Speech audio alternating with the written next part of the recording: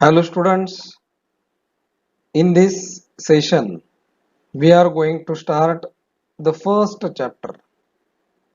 Now the first chapter is reproduction in lower and higher plants. Now you know that reproduction is the process by the help of which the living organisms can reproduce. Similarly, due to reproduction, there is continuity of a particular species. So in this chapter we are going to learn regarding the reproduction. Reproduction is the production of young ones like parents. Reproduction is an essential process as it leads to continuation of a species as well as to maintain the continuity of life. Each organism has its own particular method of reproduction. There are two categories of reproduction. First one is asexual reproduction and second one is sexual reproduction. Asexual reproduction. It does not involve fusion of compatible gametes or sex cells. That is, there is no fusion of male gamete with female gamete. Similarly, in asexual reproduction, only one parent is involved. It is the process resulting in the production of genetically identical progeny from a single organism and inherits the genes of the parent. Similarly, the organisms are produced from a common ancestor, and as they are genetically identical, they are called as clones. Organisms choose to reproduce asexually by different modes. The first type of asexual reproduction is fragmentation. In fragmentation, multicellular organisms can break into fragments which grow into new individuals. Example, Spirogyra. You know that Spirogyra is a filamentous green algae. That is, it is not differentiated into root, stem and leaves. The plant body appears like thread, hence it is called as filamentous algae. The diagram shows that a single filament of Spirogyra in which the cells are rectangular in shape and they are placed end to end, separated by septa. Inside the cell, nucleus, spiral chloroplast and cytoplasm is present. On maturity, the single filament of Spirogyra breaks into two fragments. These fragments later on undergo continuous cell division and develop into a new Spirogyra.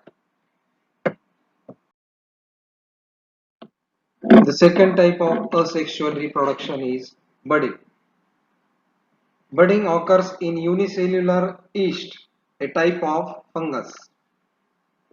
It takes place by producing one or more outgrowths. These outgrowths are also called as buds. The given diagram shows budding in yeast. The mature yeast cell which undergoes budding is called as mother cell. The mother cell develops a chain of buds which on separation develop into new individual. The third method of asexual reproduction is spore formation. You know that organisms like Mucor rhizopus reproduce by the method of spore formation. Similar method of reproduction is observed in Chlamydomonas. Chlamydomonas is aquatic unicellular green algae. Chlamydomonas show presence of chlorophyll, hence it produces its own food material. Similarly, it shows presence of two flagella, hence it is called as biflagellate. With the help of this flagella, Chlamydomonas can carry the process of locomotion.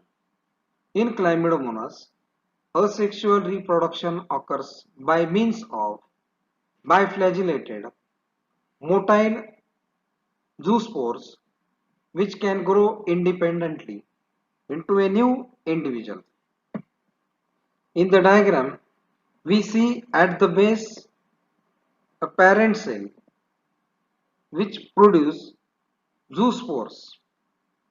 On maturity, the zoospores are liberated by breaking the wall of parent cell. These zoospores on maturity develop into Chlamydomonas. Other methods of asexual reproduction include binary fission, which occurs in amoeba paramecium. In binary fission, a single mature cell undergoes division into two equal halves, and each half later on develop into an organism. The next method is conidia formation in penicillium.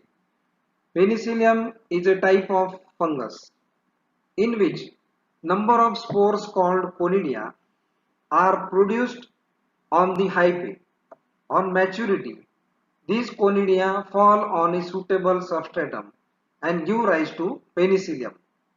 The next method is called as gemmules formation in sponges. In sponges, an asexual mass of cells is produced inside it. Later on, these asexual mass develop into a new sponge. Vegetative reproduction.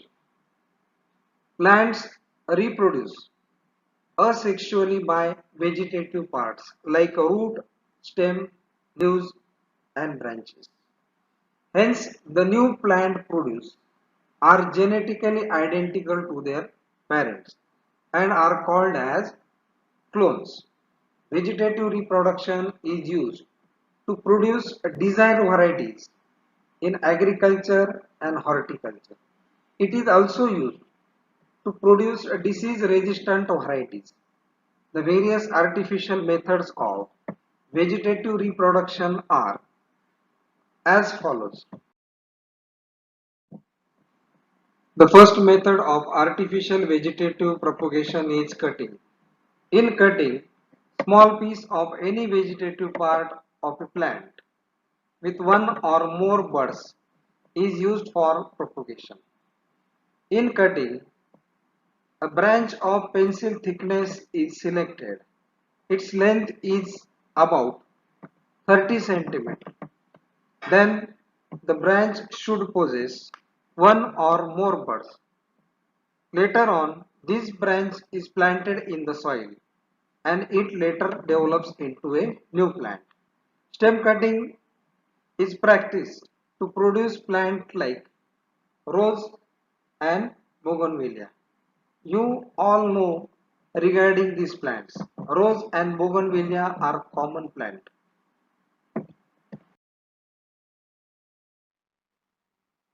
The next method of reproduction of cutting is leaf cutting. Example, Sansevieria. Sansevieria is also called as snake plant. In the image we can see Sansevieria plants.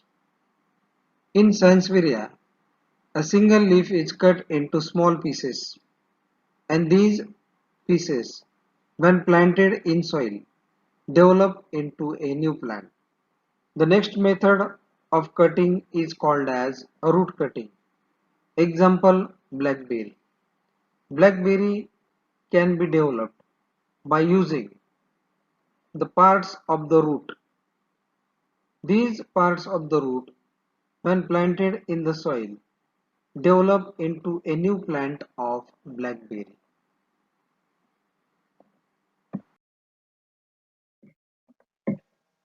The second method of artificial vegetative reproduction is grafting.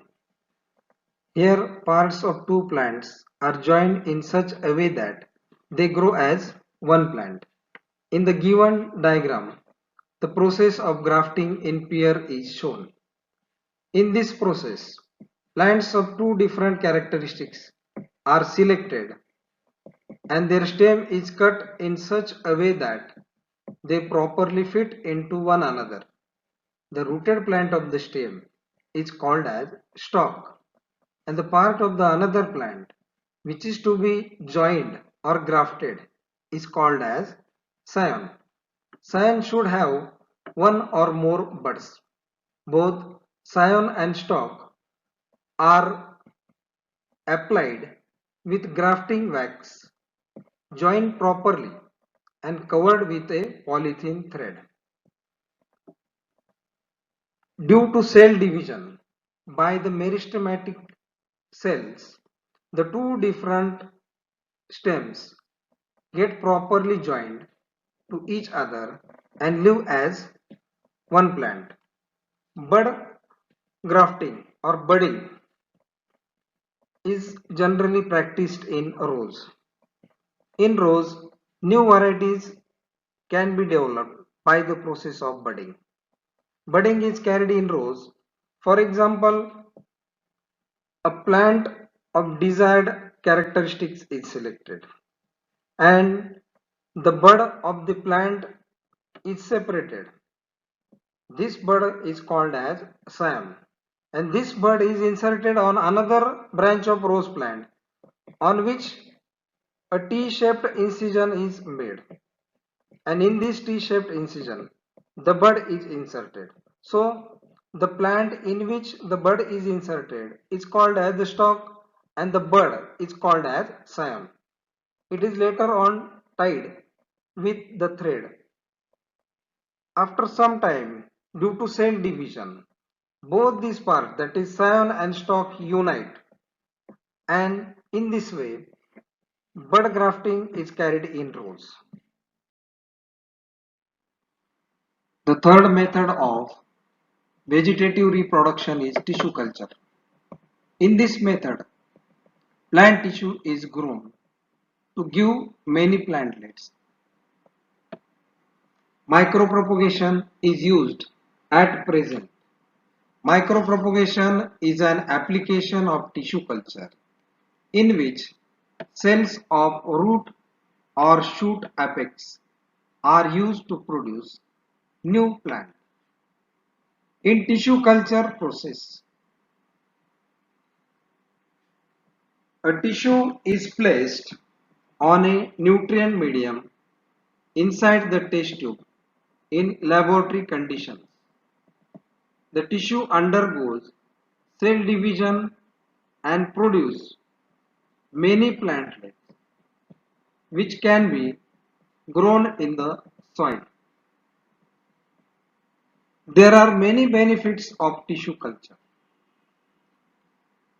It can be used to produce disease-resistant plant variety with high yielding capacity. Similarly, tissue culture is used to grow and conserve rare varieties of plants. It is also used to reduce the maturation period of the plants. The second type of reproduction is called as sexual reproduction.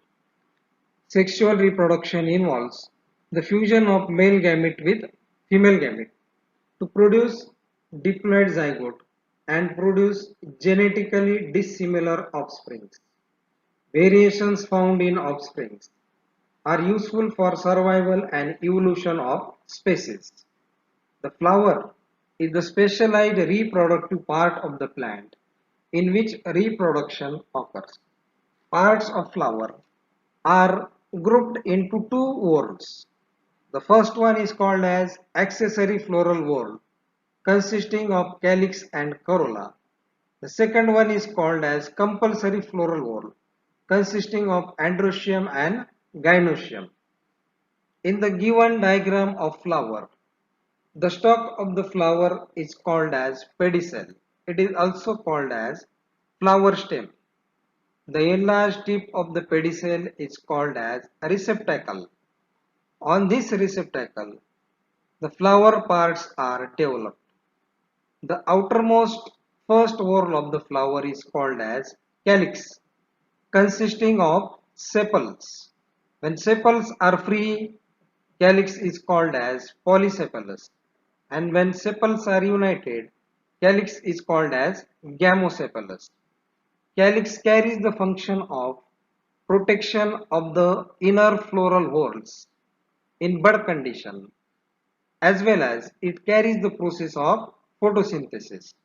The second floral whorl of the flower is called as corolla, consisting of petals. Corolla is the colored part of the flower. The main function of corolla is to attract the insect for pollination, and it also protects the flower in bud condition. In some flowers, the petals of corolla are free from each other. Such type of corolla is called as polypetalous corolla. And in some flowers, the petals are united. Such type of corolla is called as gamopetalous corolla. The third word of the flower is called as androecium. Androecium is the male reproductive whorl of the flower, consisting of stamen.